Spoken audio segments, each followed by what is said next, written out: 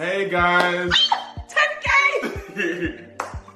10,000 of you actually follow us. Like, is that real? It's crazy. It's not even 10,100 and something. I can't believe it. Like, thank you so much. Like, thank you for being patient with this wall, with this sofa. Like, we know the struggle is real. It'll be nice to have a beautiful backdrop, but one day.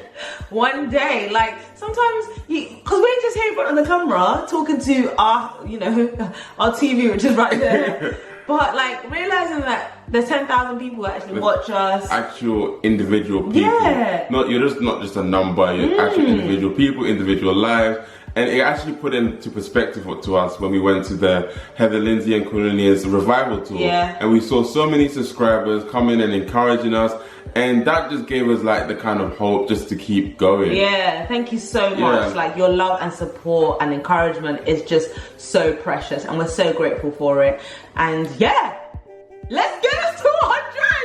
100,000 subscribers? No, joke. I just can't believe that they'll ever come to me. Yeah, but we'll see what happens. No man, I'm not But yeah, there yet. Should we just jump in the video? Yes, so we're back with another video and we're going to talk about the 10 things they don't tell you about relationships. That's right. Because, relationships, I don't know, everyone is striving for relationships like, oh, I want my bae, where's my bae, where's this, where's that, but there's things that society doesn't actually tell you about relationships that you need to know and we need to know, and they didn't tell us, like, yeah. we were there. But we found out along the way. Trying to get through.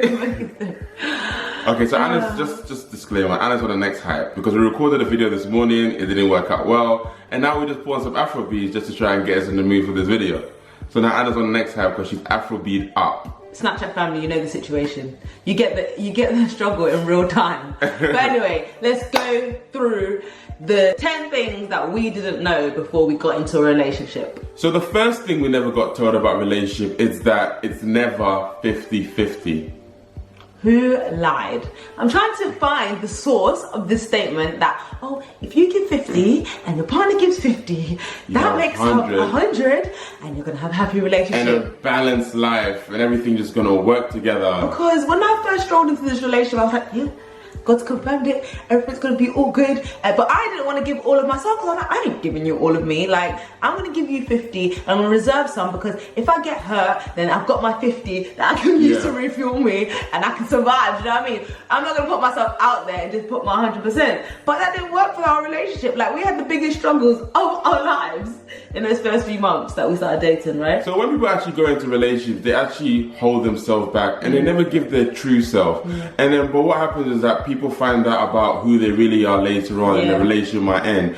When really and truly you want to give your true self quickly, and if it doesn't work out, it doesn't work out and you just keep it moving. It's better to end the relationship early than to pretend to be someone else for a year or two and then give your true self and the person doesn't like you. So I know people may be trying to, like Anna was trying to protect herself by not giving me her full self, but really and truly I wanted to know who Anna was. And even now in marriage we've realized that the 50-50 thing doesn't work whatsoever, because even now in my current state I actually can't give Annabella that much of my time because I'm focused on studying because I've got an exam at the end of the month. So, but that doesn't mean Annabella doesn't love me, it doesn't mean that she's not there for me. It just means that at this point in time I actually can't, and I'm probably giving 0 at the moment, but Annabella is sometimes giving 100. Like, if both of us are just focused on serving each other rather than thinking about what we can get from each other, that's what's actually going to sustain our relationship. Yeah, definitely, because if you think about it, like in your relationship there's going to be times where your partner might be going through something really deep. There might be a death in the family, there might be,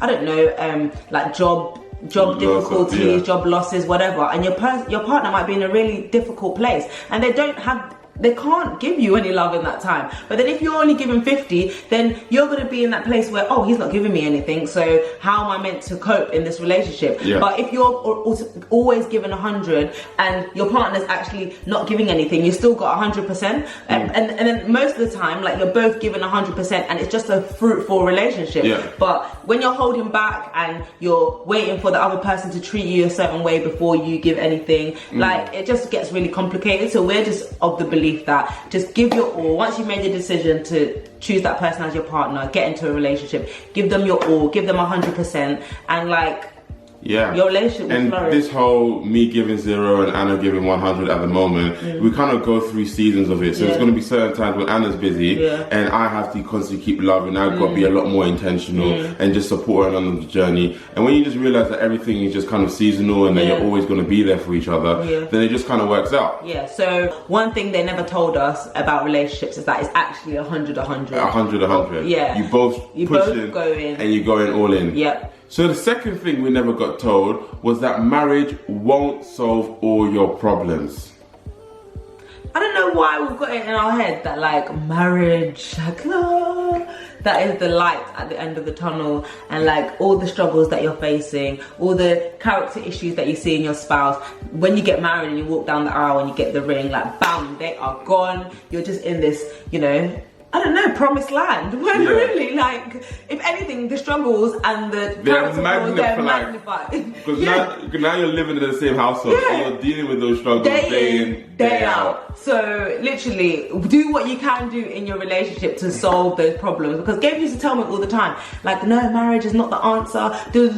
And I was just like, whatever, you're just saying that. I think that when we get married, like, literally, some of the arguments that we're having, we ain't gonna be having them. But we're married and we're still having those same arguments. So I'm just like, oh, okay. That's because no one told us that in our relationship, like, that marriage doesn't resolve everything. Yeah, you've got to deal with the problems there in hand and not sweeping them under the carpet. And if you don't deal with them in that point in time, you will come up in your marriage and you creep up and you realize it's that thing you swept underneath the carpet. That's why you're tripping over. So we have to deal with the problems in hand and, you know, just not believe that when we get into marriage that everything's going to be better, because it might actually not be. Yeah, it will be worse. So the third thing we never got told about relationship is that your private relationship is more important than your public relationship. Yeah, and this is one that I guess in your head you're like, yeah, obviously your private life is more important than your public life. But in this social media era, like, it's a real thing. Imagine, oh, babe just asked me out.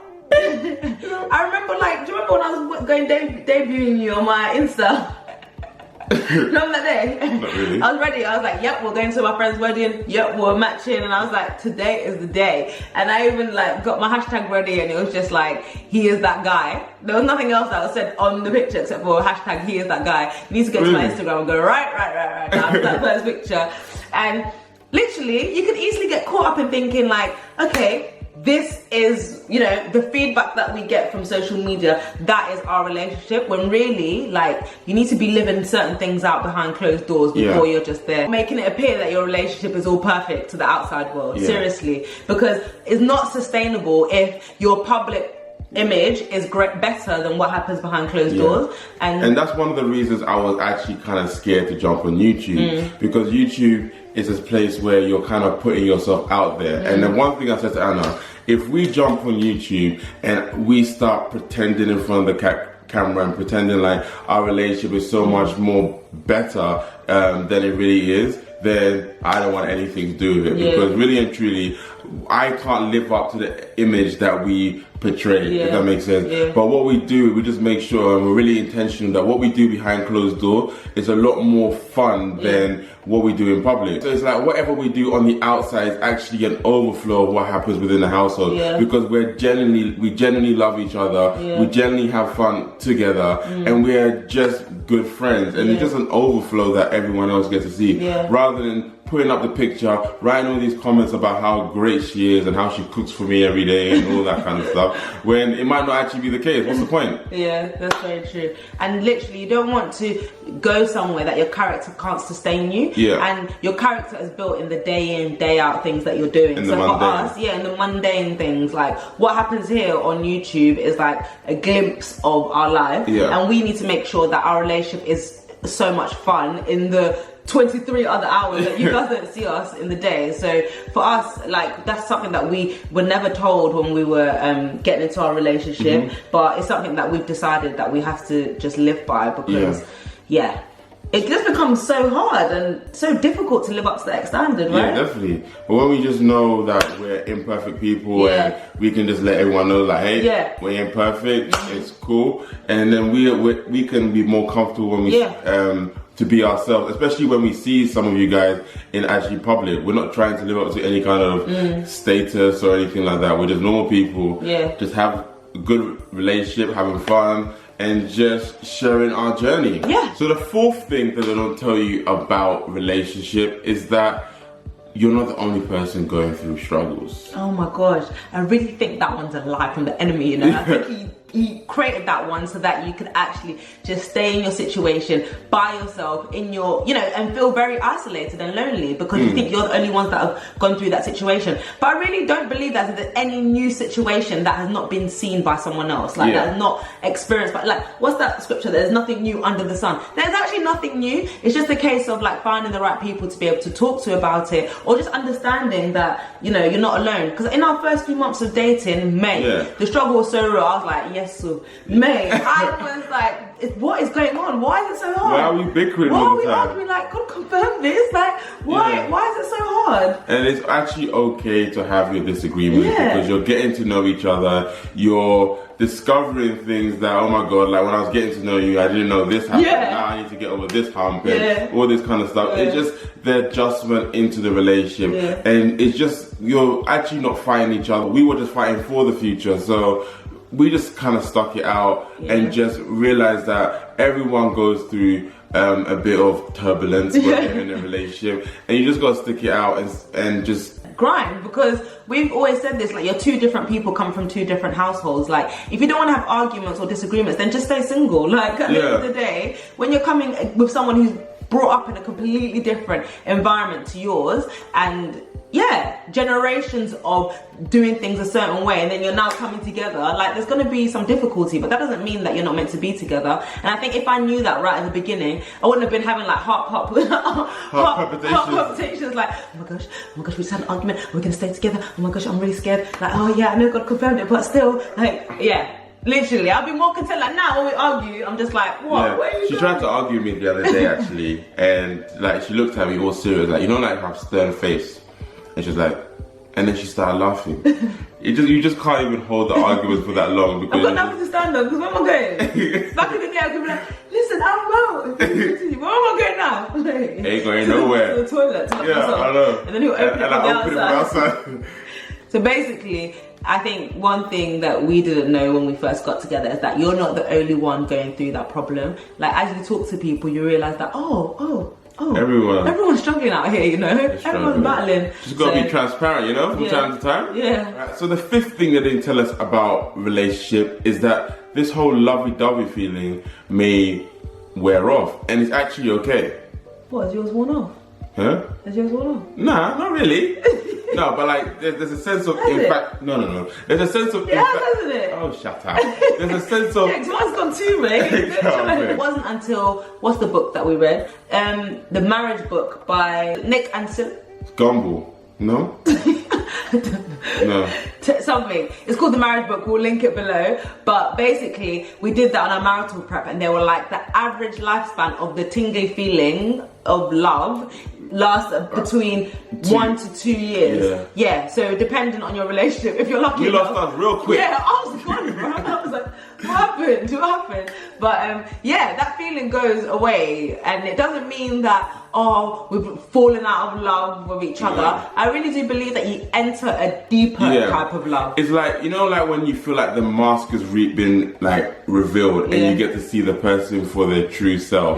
It's like that. So it's like everything Annabella did wasn't necessarily cute anymore. I was like, this girl is crazy, you know? You just see her for her true self. That mask has been taken off, but it didn't mean that I stopped loving her. It didn't mean that I stopped getting excited to see her. It just mean that I had more ownership in like pursuing her, if that makes sense. Because with the whole kind of tingling feeling, like, those things just carry you through. But when that disappears, is now you've got to have ownership on taking your relationship through. Yeah, and for me that was difficult because I'm a feelings kind of person. So if I'm not feeling it, I'm like, even with jobs, I'm like, I'm not feeling it anymore, I'm off. But in the relationship, like Gabes would not have it. Like, he was like, bro, where are you going? Where are you going?